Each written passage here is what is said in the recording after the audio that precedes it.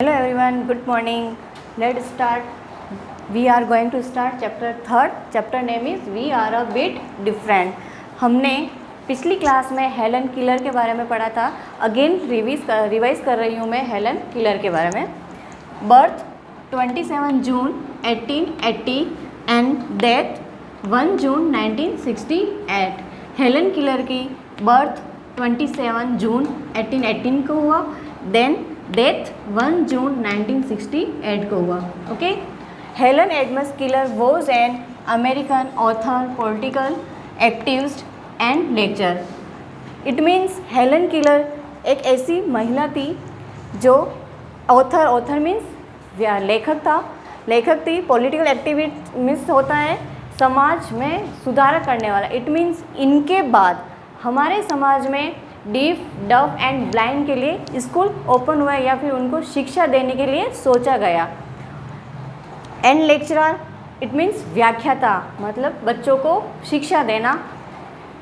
She was the first deaf blind person to earn a bachelor of arts degree. Helen Keller एक ऐसी पहली महिला थी. Deaf blind it means Helen Keller एक ऐसी महिला थी जिन्होंने गूंगा, बहरा और अंधे होने के बावजूद भी उन्होंने आर्ट्स ऑफ बैचलर, मतलब कि उन्होंने आर्ट्स सब्जेक्ट में शिक्षा ग्रहण की. ओके.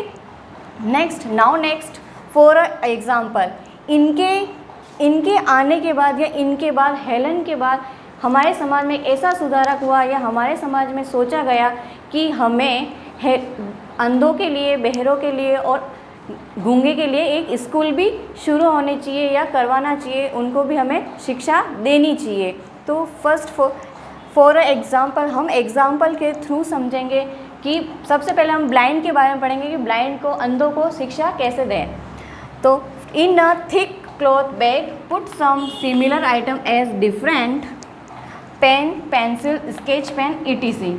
सोचो अगर हमारे पास एक बैग है, उस बैग के अंदर similar item it means same items है, जैसे pen, pencil, sketch pen. Okay.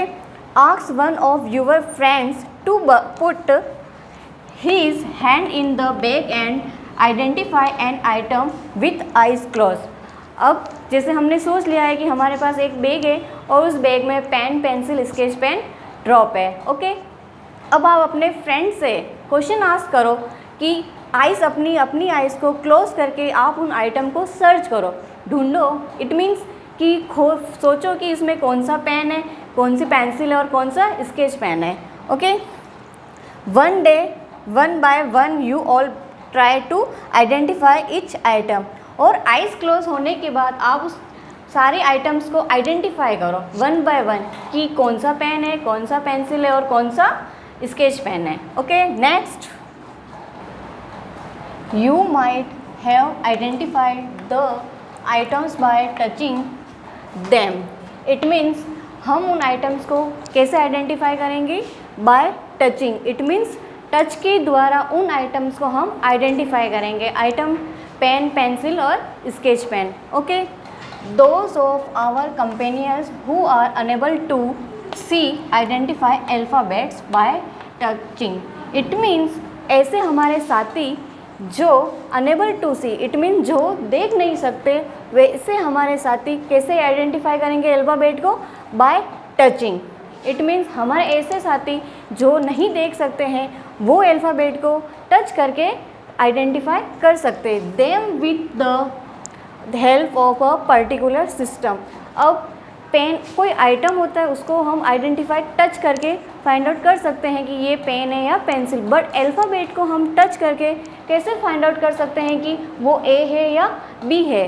But them with the help of a particular system. But एक सिस्टम है, पर्टिकुलर एक ऐसा सिस्टम है जिससे हम अल्फ़ाबेट आइडेंटिफाई कर सकते हैं. This system is called Braille system और ब्रेल लैंग्वेज. ये जो पर्टिकुलर सिस्टम है उस सिस्टम को हम किस नाम से जानते हैं? ब्रेल सिस्टम या Braille language. Okay. Braille system A to Z, ये हमारी एक अल्फ़ाबेट है A to Z जिनको हमने डॉट्स में बताया गया है. अब ये जो डॉट्स है टूल्स मीन्स उपकरण. टू टूल्स के द्वारा ये डॉट बनाया गया है। स्टाइलस से हमारे ये डॉट लगाए जाते हैं और स्केल से इस डॉट को ऊपर उभारा जाता है। जैसे ये स्केल को यहाँ शो करेंगे और ये जो डॉट्स होते हैं ना उभर के ऊपर आ जाता है यूज़ ऑफ फिंगर, और फिर उस फिंगर से यूज़ करके हम ये बता सकते हैं कि ये ए है या ये बी है या सी है। तो इन डॉट्स को किसके टू टूल्स के अकॉर्डिंग हम इन डॉट्स को दर्शा सकते हैं या बता सकते हैं। ओके, तो इस सिस्टम को हम क्या कहेंगे? Braille system. Okay, the story of Braille language. It means Braille language विकसित कैसे हुई है और किसने विकसित हुई है ये हम पढ़ते हैं। Louis Braille lived in France. Louis Braille नामक एक व्यक्ति था जो फ्रांस में रहते थे। Okay, once during his childhood when Louis Braille was playing in his father's workshop. एक समय के दौरान उनके बचपन के समय में लुइस ब्रेल अपने पिताजी के वर्कशॉप पर वो प्लेइंग कर रहे थे, खेल रहे थे।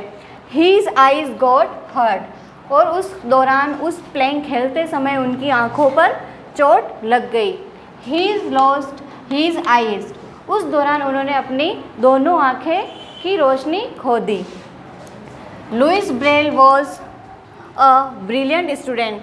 लुइस ब्रेल जो थे वो एक बहुत ही ब्रिलियंट स्टूडेंट थे। Okay, once an army captain visited Louis Braille school. एक समय लुइस ब्रेल के स्कूल में आर्मी के कैप्टन विजिट करने आते हैं।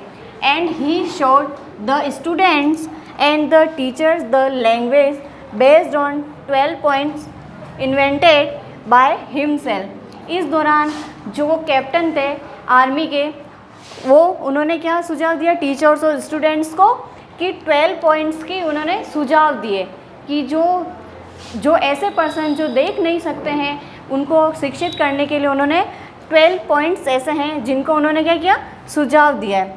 ठीक है, Louis Braille was very much impressed by the language. इस लैंग्वेज से लुइस ब्रेल बहुत ही ज़्यादा क्या हुए, इम्प्रेस हुए, क्योंकि उनको वो सुझाव, कैप्टन का सुझाव बहुत ही अच्छा लगा और उस सुझाव से वो क्या हो गए, इम्प्रेस हो गए।